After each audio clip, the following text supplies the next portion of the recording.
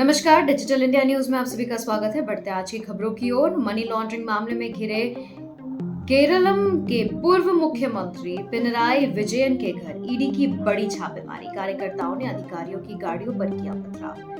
केरलम के पूर्व मुख्यमंत्री पिनराई विजयन के तिरुवनंतपुरम आवास पर 180 करोड़ रुपए के सीएमआरएल मनी लॉन्ड्रिंग मामले में प्रवर्तन निदेशालय ने छापेमारी की है। राज्य में 10 ठिकानों पर हुई इस कार्रवाई से नाराज सीपीआईएम कार्यकर्ताओं ने विजयन के घर के बाहर हिंसक प्रदर्शन किया। प्रदर्शनकारियों ने वापस लौट रहे ईडी अधिकारियों की गाड़ियों पर लात घूंसे और ईंटों से हमला कर खिड़कियों के शीशे तोड़ दिए। मोदी कैबिनेट का बड़ा फैसला, 25,530 करोड़ की सार्थक पीडीएस योजना के देश के 80 करोड़ लाभार्थियों को मिलेगा सीधा लाभ। प्रधानमंत्री नरेंद्र मोदी की अध्यक्षता में केंद्रीय कैबिनेट ने देश की राशन व्यवस्था को मजबूत करने के लिए 25,530 करोड़ रुपए के बजट के साथ सार्थक पीडीएस योजना को मंजूरी दी है।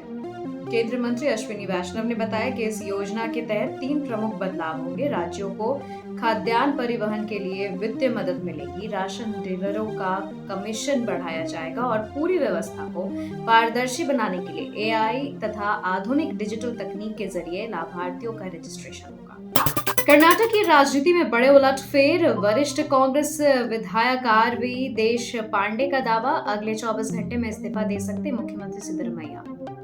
कर्नाटक में अगले 2 दिनों के अंदर सत्ता परिवर्तन की अटकलें तेज हो गई हैं। कांग्रेस के वरिष्ठ विधायक आरवी देश पांडे ने एक चौंकाने वाला बयान देते हुए दावा किया कि मुख्यमंत्री सिद्धरमैया अगले 24 घंटे के अंदर अपने पद से इस्तीफा दे सकते हैं। देश पांडे ने बताया कि हालांकि विधायक चाहते थे कि सिद्धरमैया पद पर बने रहे, लेकिन मुख्यमंत्री ने आलाकमान को दी अपनी जुबान निभाने की बात कही है। अब अगला मुख्यमंत्री कौन होगा, इसका फैसला आलाकमान करेगा।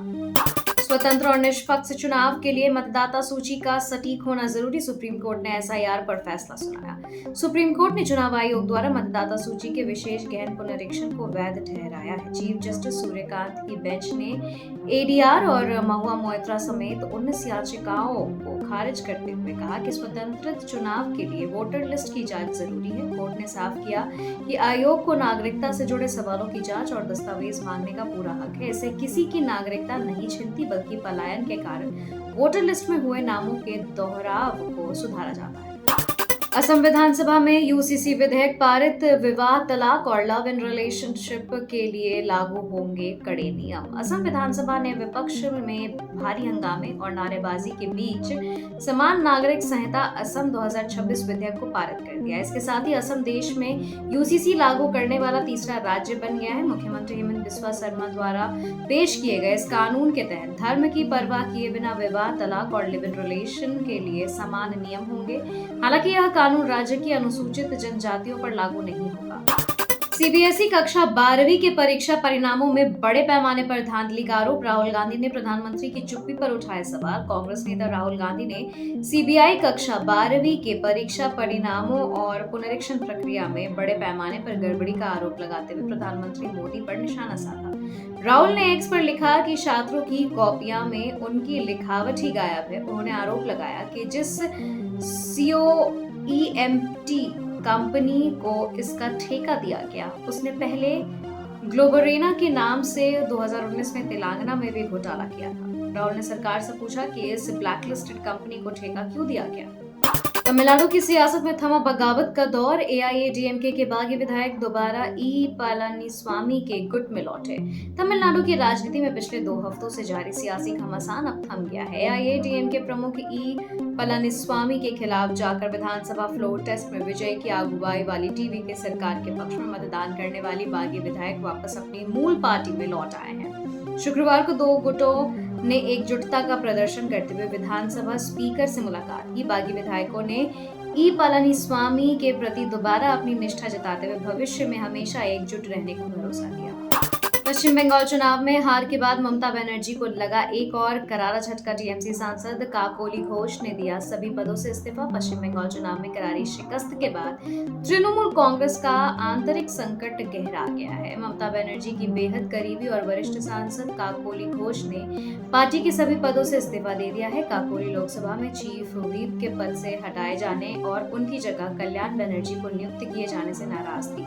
हाल ही में केंद्र सरकार ने उनकी सुरक्षा बढ़ाकर वाई कैटेगरी की थी और वे शुभेंदु अधिकारी की प्रशासनिक बैठक में भी शामिल हुई थी। फिर ताल ठोकने को तैयार प्रशांत किशोर, पटना की बांकीपुर उपचुनाव सीट पर बीजेपी को उसके गढ़ में हराने का किया दावा।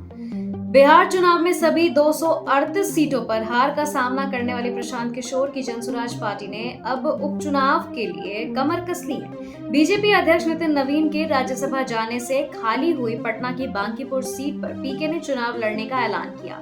शिवहर में पत्रकारों से बात करते हुए प्रशांत किशोर ने दावा किया कि बीते 45 सालों से बीजेपी के इस मजबूत गढ़ में सिर्फ जनसुराज ही उसे सीधी चुनौती देकर हरा सकती है।